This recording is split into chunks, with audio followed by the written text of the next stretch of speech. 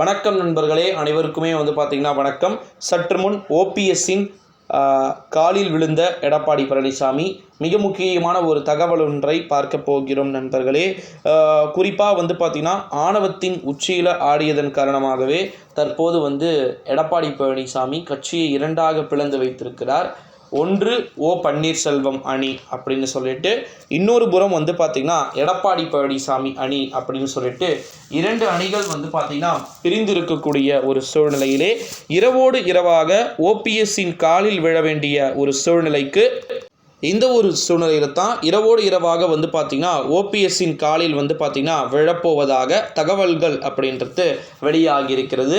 குறிப்பாக 2024 ஆண்டு நாடாளுமன்றத்துடைய தேர்தலில் பார்த்திங்கன்னா ஓபிஎஸ்ஸுக்கு என்று தனியாக ஒரு விக்டரி அப்படின்றது கிடைக்கணும். அதாவது கிட்டத்தட்ட பார்த்திங்கன்னா 2024 ஆண்டு நாடாளுமன்றத்துடைய தேர்தல் அப்படின்றது ரொம்பவே பல்வேறு விதமான திருப்பங்களை ஏற்கக்கூடிய ஒரு தக்க சூழ்நிலையில் இருக்க வேண்டிய ஒரு சூழ்நிலையில் இரவோடு இரவாக பார்த்திங்கன்னா ஓபிஎஸ்ஸின் காலில் விழ வேண்டிய ஒரு சூழ்நிலைக்கு எடப்பாடி பழனிசாமி தள்ளப்பட்டு இருப்பதாக தகவல்கள் அப்படின்றது வெளியாகி இருக்கிறது அப்படின்னே சொல்லலாம் நண்பர்களே. இந்த ஒரு சூழ்நிலையில் தான் நிறைய மாற்றங்கள் அப்படின்றது இருக்கிறது அப்படின்னு சொல்லிட்டு சொல்லப்பட்டிருக்கிறது. நம்முடைய தமிழ்நாட்டை பொறுத்த வரைக்கும் ஓகேங்களா, ஏகப்பட்ட விதமான அறிவிப்புகள் வெளியாகி கொண்டிருக்கக்கூடிய ஒரு சூழ்நிலையிலே நண்பர்களே, இரவோடு இரவாக அரசியல்கள் என்பது நடக்கக்கூடிய வாய்ப்புகளும் சாத்தியக்கூறுகளும் இருக்கிறது அப்படின்னு சொல்லிட்டு தகவல்கள் என்பது வெளியாகி இருக்கிறது. இந்த ஒரு சூழ்நிலையில தான் இரவோடு இரவாக யார் யாரெல்லாம் கைது செய்யப்பட வாய்ப்புகள் இருக்கிறது அப்படி இந்த ஒரு சூழ்நிலையில் தான் இரவோடு இரவாக பார்த்திங்கன்னா ஓ பன்னீர்செல்வத்தை பொறுத்த வரைக்கும் நிறைய பேர் கைது செய்யப்படுவதற்கு வாய்ப்புகள் நிறைய இருப்பதாக தகவல்கள் என்பது வெளியாகியிருக்கிறது அப்படின்னு சொல்லலாம். ஸோ 2024 ஆண்டு நாடாளுமன்றத்துடைய தேர்தல் அப்படின்றது யாருக்கு எப்பேற்பட்ட ஒரு வெற்றி என்பது கிடைக்கக்கூடும் என்பதை நாம் நிச்சயமாக கட்டாயமாக பார்க்க வேண்டும்.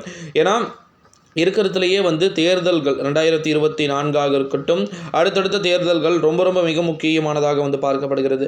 ஸோ அதனால் ஓபிஎஸ் என்ன பண்ண போகிறாரு, அடுத்த கட்டமாக அவருடைய ஆக்டிவிட்டீஸ் எங்கே நகரப்போகுது, எந்த கட்சியை சார்ந்து இருக்க போகிறது என்பதை எல்லாமே நம்ம தொடர்ந்து பொறுத்திருந்து தான் பார்க்கணும் நண்பர்களே. இந்த ஒரு சூழ்நிலையில் தான் அரசியலில் பல்வேறு விதமான மாற்றங்கள் அப்படின்றது நடைபெற வாய்ப்புகள் இருக்குது அப்படின்னு சொல்லிட்டு தகவல்கள் என்பது வெளியாகி இருக்கிறது. ஸோ இப்போ இரவோடு இரவாக ஓபிஎஸ்ஸின் காலில் விழ வேண்டிய ஒரு சூழ்நிலைக்கு நிறைய தகவல்கள் என்பது வெளியாகி இருக்கிறது.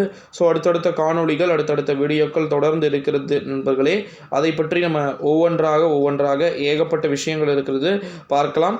நம்முடைய தமிழ்நாட்டை பொறுத்த வரைக்கும் ஓகேங்களா, வரப்போகிற 2024 ஆண்டு நாடாளுமன்றத்துடைய தேர்தலில் ஓபிஎஸ்ஸின் வெற்றிக்கு பிறகு கிடைக்கக்கூடிய விஷயங்கள் அப்படின்றது ஏகப்பட்ட விஷயங்கள் இருக்குது அப்படின்னு சொல்லலாம்.